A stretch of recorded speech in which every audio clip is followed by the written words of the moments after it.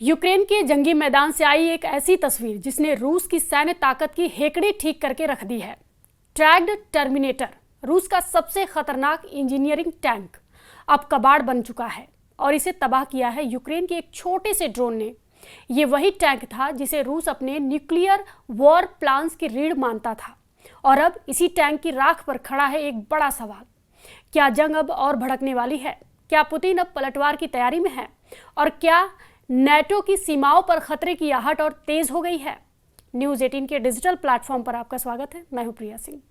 ये दुनिया के लिए सबसे नाजुक घड़ी है क्योंकि ये पहली बार है जब यूक्रेन की ड्रोन आर्मी ने पुतिन को ऐसा झटका दिया है जिसने उन्हें बहुत गहरी चोट दी है। इतनी गहरी कि उसका अंजाम अमेरिका से यूरोप तक जंग की लपटों को विस्तार दे सकता है। और अगर ऐसा हुआ तो तीसरे विश्व युद्ध का वो दरवाजा खुल जाएगा जो अभी तक बंद है। लेकिन आखिर ऐसा क्या हुआ कि रूस के एक ड्रोन हमले ने पुतिन की नींद उड़ा दी? ऐसा क्या हुआ कि पुतिन को आपात बैठक बुलानी पड़ी? इसे समझने के लिए सबसे पहले इन तस्वीरों को देख लीजिए और समझ लीजिए। ये पहली बार है जब यूक्रेन की ड्रोन आर्मी ने पुतिन को ऐसा झटका दिया है जिसने रूस की सेना के सबसे सुरक्षित और महंगे टैंक IMR-3M ट्रैक्ड टर्मिनेटर को ध्वस्त कर दिया है। यह सिर्फ एक वाहन नहीं बल्कि रूस के परमाणु हमलों की तैयारी और उसकी रणनीतिक ताकत का प्रतीक था। इस एक हमले ने पुतिन को गहरी चिंता में डाल दिया है, टेंशन में डाल दिया है, इतना कि उन्होंने आपातकालीन सुरक्षा परिषद की बैठक बुला ली है। IMR-3M टैंक T-90 चेसिस पर आधारित भारी कवच वाला और विशेष रूप से माइन फील्डर बाधाओं को साफ करने के लिए तैयार किया गया था। इसके bulldozer blade, telescopic crane, smoke screen और मशीन गन इसे युद्ध में किसी भी मोर्चे पर जरूरी बना देते थे। लेकिन यूक्रेन FPV ड्रोन ने इसे महाशक्ति के प्रतीक के चलते हुए निशाना बनाकर पूरी दुनिया को चौंका दिया है। ड्रोन ने केवल टैंक को ही नहीं बल्कि रूस की परमाणु शक्ति और उसकी सुरक्षा के विश्वास को भी ध्वस्त कर दिया है। युद्ध के मैदान पर यह घटना इसलिए भी ऐतिहासिक है क्योंकि पहली बार एक कम लागत वाली तकनीक, स्मार्ट रणनीति और साहस ने रूस की महाशक्ति के रुतबे को चुनौती दी है। इस हार का असर केवल मैदान तक सीमित नहीं है, पुतिन की साख पर सीधा प्रहार हुआ है। ये रूस के अंदर और बाहर दोनों स्तर पर चिंता पैदा कर रहा है। इस हमले के बाद नाटो भी अलर्ट मोड पर है। अमेरिका और यूरोप ने स्पष्ट किया है कि हर इंच नाटो टेरिटरी की रक्षा की जाएगी। पोलैंड और एस्टोनिया में हड़कंप मचा हुआ है। पुतिन के 4 मोर्चे गंभीर रूप से दबाव में हैं। अब उनके पास आखिरी मौका बचा है, वरना रूस की महाशक्ति की छवि और उसके परमाणु शक्ति के दबदबे को जबरदस्त झटका लग सकता है। अब पुतिन को मिली इस परमाणु हार को एक एक सीन के हिसाब से समझते हैं। IMR-3M ट्रैक्ड टर्मिनेटर के इस वीडियो को देखिए। आप भी देखेंगे कैसे छोटे और तेज FPV ड्रोन ने बड़े और महंगे टैंक को निशाना बनाया। जैसे कि ड्रोन लक्ष्य पर हिट करता है, टैंक के कवच पर धमाका होता है, धुआं उठता है और वाहन पूरी तरह नष्ट हो जाता है। रूस की अत्याधुनिक वॉर मशीनरी के लिए ये कितना बड़ा नुकसान है, इसे कीमत से ही समझा जा सकता है। इसकी IMR-3M ट्रैक टर्मिनेटर एक बेहद महंगा और हाईटेक इंजीनियरिंग वाहन है। इसका अनुमानित कीमत लगभग प्राइस $6 से $8 मिलियन है, यानी भारतीय रुपए में लगभग 50 से 65 करोड़। इसके मुकाबले यूक्रेनी PV-9 जिसने इस टैंक को नष्ट किया केवल $1,500 से $2,500, यानी लगभग 1.5 से 2.0 यानी 1.5 से 2.0 लाख रुपए में आता है। कीमत के हिसाब से देखा जाए तो एक FPV ड्रोन ने IMR-3M की कीमत का लगभग 2,500 से 5,000 गुना कम खर्च में उसे तबाह कर दिया। ये तस्वीरें बताती हैं कि आधुनिक युद्ध में तकनीक और रणनीति का प्रभाव कितनी तेजी से बड़े हथियारों की ताकत को खत्म कर सकता है।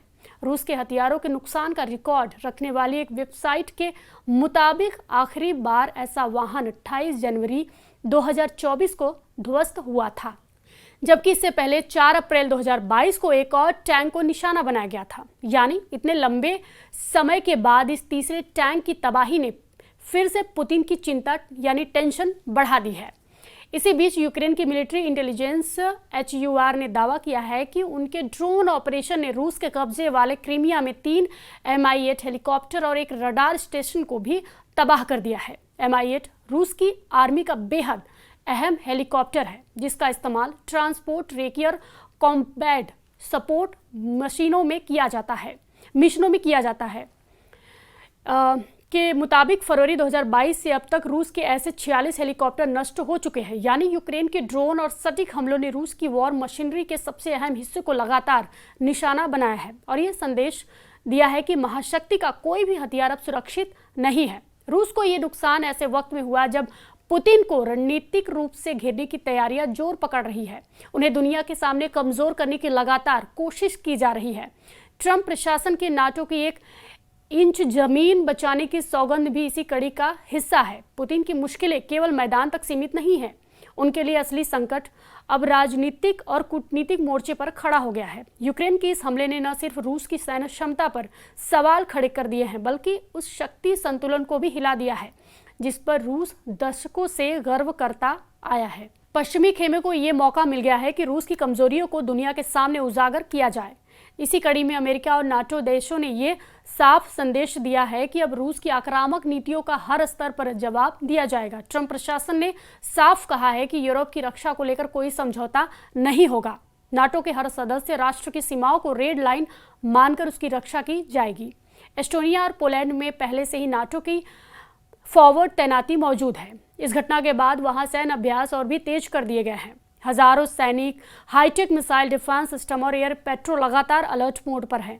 अमेरिकी रक्षा मंत्रालय ने भी पुष्टि की है क्लियर की है कि यूरोप में तैनात बलों को हाई रेडीनेस मोड पर रखा गया है। यानी संदेश साफ है, मैसेज साफ है।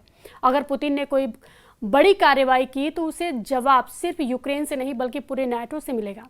और यही वजह है कि इस बार की हार को पुतिन की न्यूक्लियर हार कहा जा रहा है। भविष्य का युद्ध अब मिसाइल और टैंकों से कम और ड्रोन, आर्टिफिशियल इंटेलिजेंस और साइबर रणनीति से ज्यादा तय होगा। लेकिन इस तस्वीर का एक और पहलू भी है। पुतिन का गुस्सा अब और भयानक रूप ले सकता है। इतिहास बताता है कि जब भी कोई महाशक्ति अपनी साख बचाने के लिए बेताब होती है तो उसका अगला कदम अक्सर विनाशकारी साबित होता है। यही डर नाटो को है।